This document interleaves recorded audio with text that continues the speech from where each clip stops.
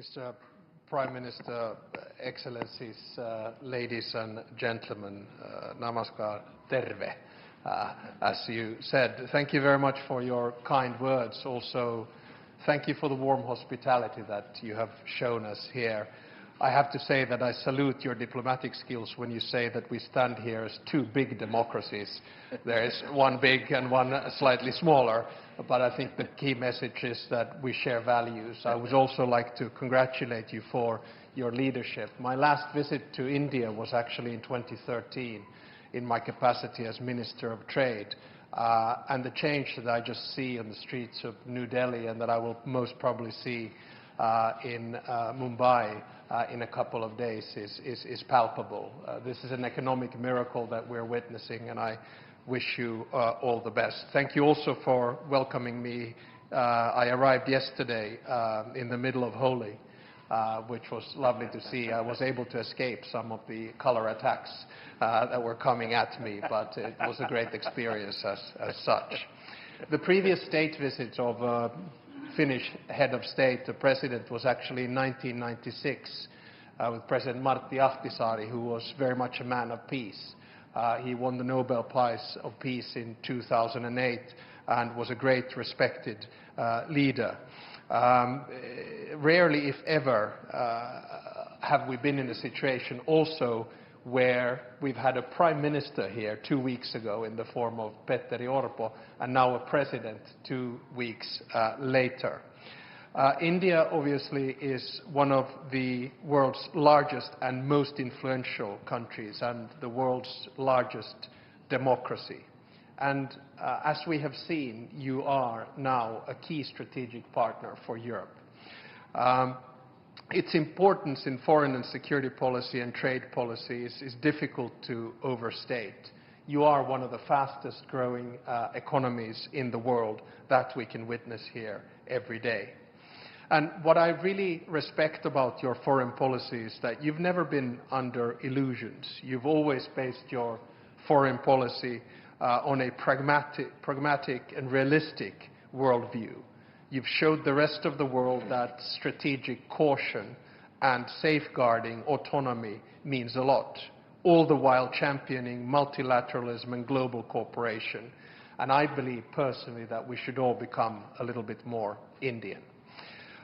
It's an honor for me to open the Raisina dialogues today together with you, Mr. Prime Minister.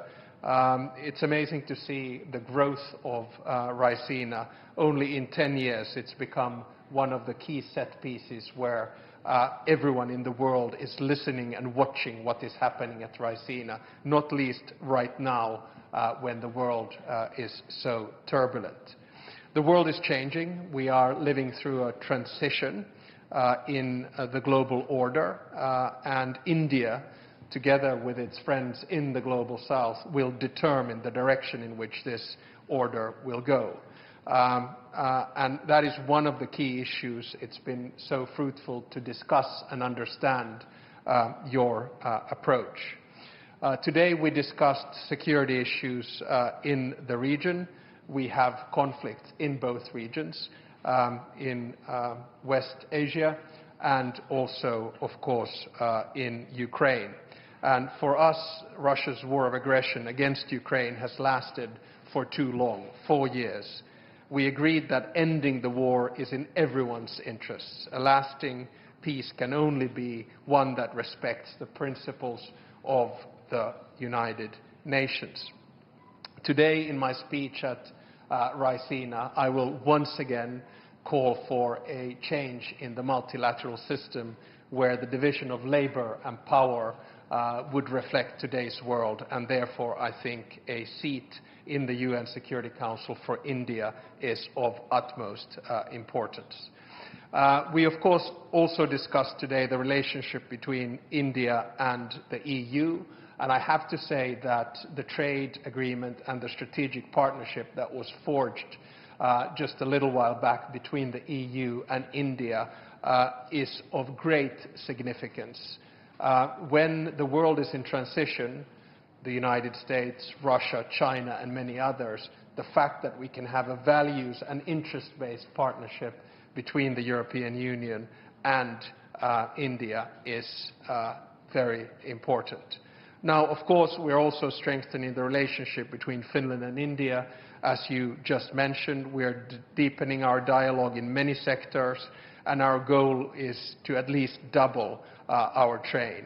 A good beginning is the fact that we have 20 Finnish companies here who are traveling with me from a wide range of industries, from technology to quantum, to satellites, to networks, to food, and to green tech, which you mentioned.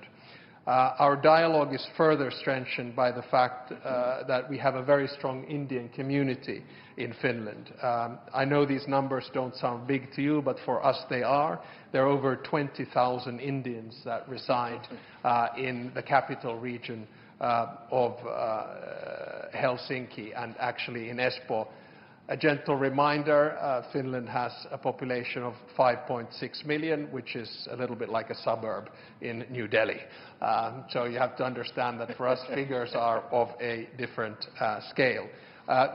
Our Indian friends are a very valued member of our society and contribute significantly to our economy and culture. And it's good to also have the mayor of Espoo here with us today. Finally, I would like to thank you, Mr. Prime Minister, for our excellent discussion. Anytime you have allotted a short amount for a one-to-one discussion and you run over it extensively, you know that the discussion has to be good, and we really enjoyed that. So sorry to the delegations that we were so late, and thank you once again for your warm hospitality for this state visit. I really appreciate it. Thank you, sir. With that, ladies and gentlemen, we come to the end of this session. Thank you for your presence. मैं president स्टूब का हार्दिक स्वागत करता हूं। President स्टूब एक प्रसिद्ध global leader ही नहीं, एक सम्मानित थिंकर और लेखक भी हैं। एक्सेलेंसी, आप जैसे अनुभवी और डायनेमिक लीडर का इस वर्ष के रायसीना डायलॉग का चीफ गेस्ट बनना हमारे लिए बहुत सम्मान और खुशी की बात है। फ्रेंड्स, आज विश्व एक अस्थिरता और अनिश्चितता के दौर से गुजर रहा है। यूक्रेन से लेकर वेस्ट एशिया तक दुनिया के कई हिस्से उसमें संघर्ष की स्थिति बनी हुई है।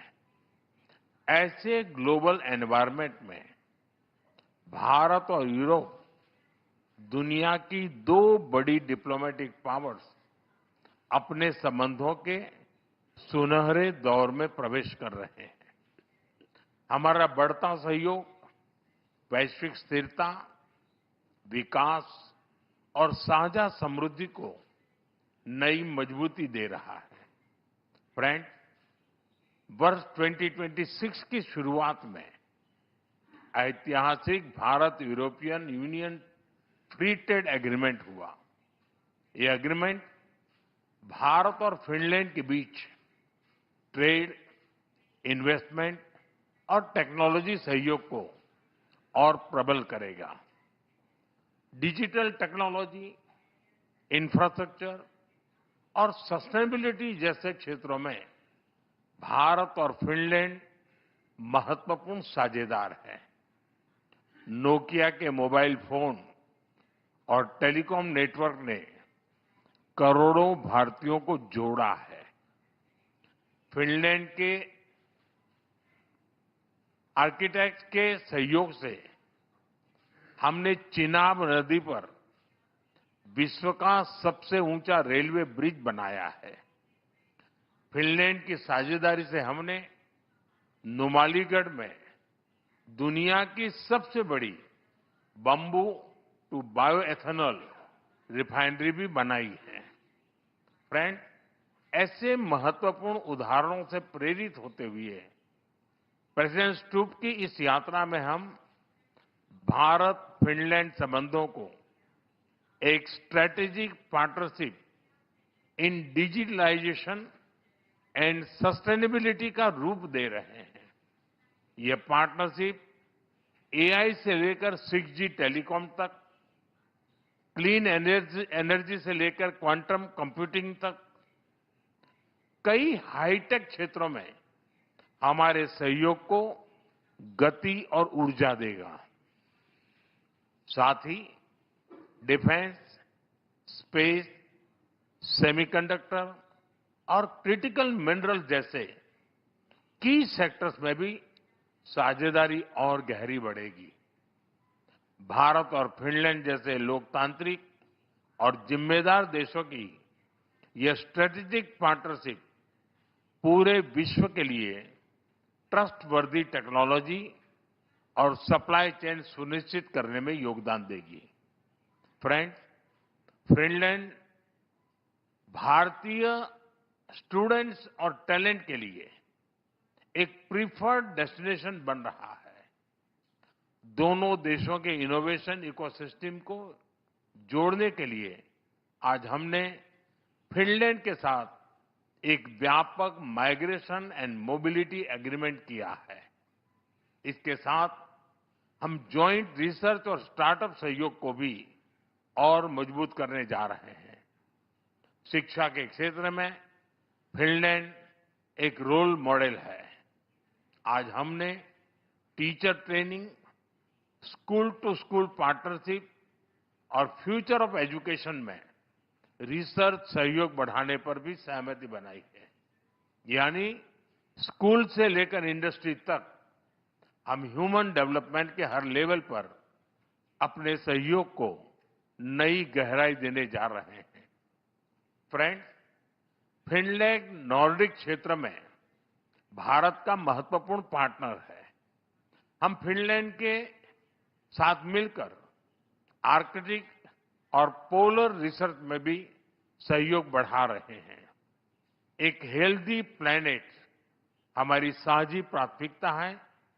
हमें बहुत खुशी है कि इस वर्ष फिनलैंड के साथ हम भारत में world circular economy forum host करने जा रहे हैं। इससे सस्टेनेबिलिटी के हमारे प्रयासों को नई गति और नए विचार मिलेंगे। फ्रेंड्स, भारत और फिनलैंड दोनों रूल ऑफ लॉ, डायलॉग और डिप्लोमेसी में विश्वास रखते हैं। हम एकमत है कि केवल मिलिट्री कॉन्फ्लिक्ट से किसी भी मुद्दे का समाधान नहीं निकल सकता। यूक्रेन हो या पश्चिमी एशिया, हम संघर्ष की शीघ्र समाप्ति और शांति के हर प्रयास का समर्थन करते रहेंगे। हम इस बात पर भी सहमत हैं कि बढ़ते हुए ग्लोबल चैलेंजेस के समाधान के लिए ग्लोबल इंस्टीट्यूशंस का रिफॉर्म आवश्यक ही नहीं, अर्जेंट भी है। और आतंकवाद के हर रूप को जड़ से समाप्त करना हमारी साझी प्रतिबद्धता है। योर एक्सेलेंसी, आपने आयरनमैन ट्रायथलॉन कंप्लीट की है। हमें विश्वास है कि आप जैसे ऊर्जावान लीडर के साथ मिलकर हम भारत और फिनलैंड के बीच इनोवेशन, डिजिटल और सस्टेनेबिलिटी के एक नए ट्रायथलॉन को भी अचीव करेंगे। आइए भारत फिनलैंड के इस फ्यूचरिस्टिक पार्टनरशिप में एक नए सुनहरे अध्याय की शुरुआत करें। बहुत बहुत धन्यवाद।